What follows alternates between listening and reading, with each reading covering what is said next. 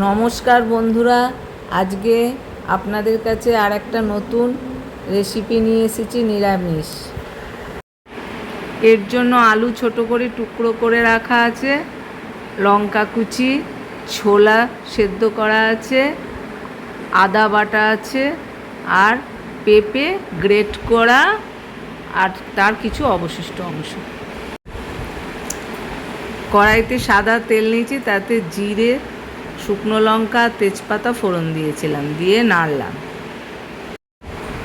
এবারে আলুর টুকরোগুলো আস্তে আস্তে দিয়ে দেবো, দিয়ে নাড়তে থাকবো।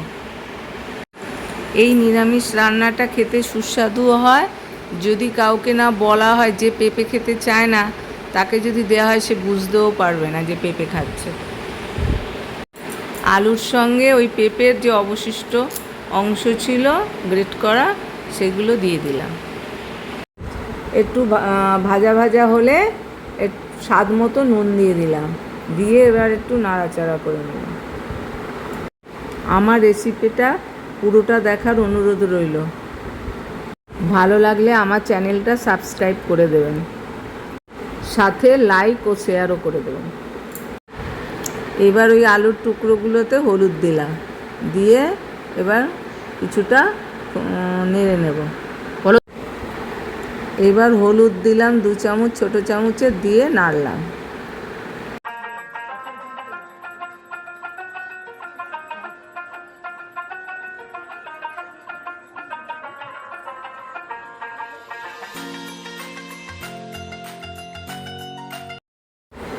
এরপর আদা বাটা দিয়ে দিলাম।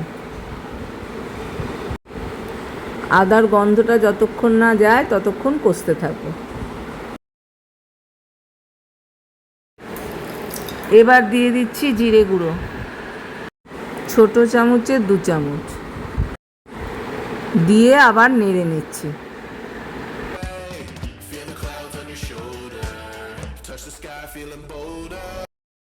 এবার আমি চিনিটা দেব স্বাদ মতো। নিরামিষ রান্নায় চিনিটা দিলে একটু ভালো হয়। এরপর সেদ্ধ করা ছোলা আর কাঁচা লঙ্কাগুলো দিয়ে নেড়ে নেব।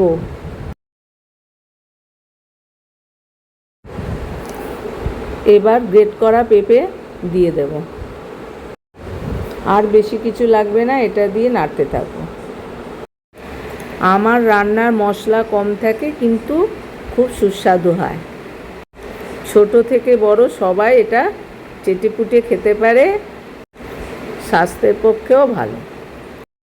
এখনকার জেনারেশন এগুলো খেতে পছন্দ করে না, কিন্তু আমি যেরমভাবে বানাচ্ছি, এইতে ওরা খেতে ইচ্ছা হবে।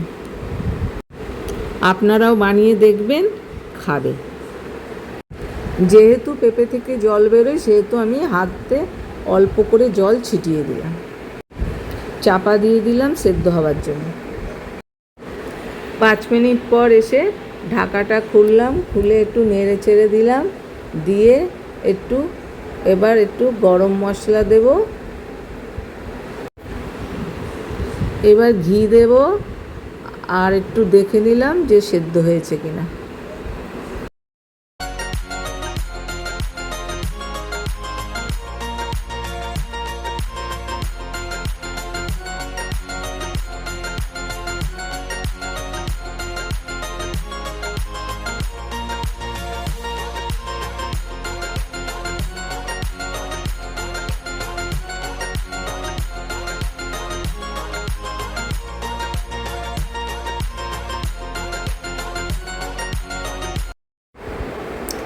এরপর ঢাকা দিয়ে দিলাম, যাতে ঘি আর গরম মশলার গন্ধটা থাকে।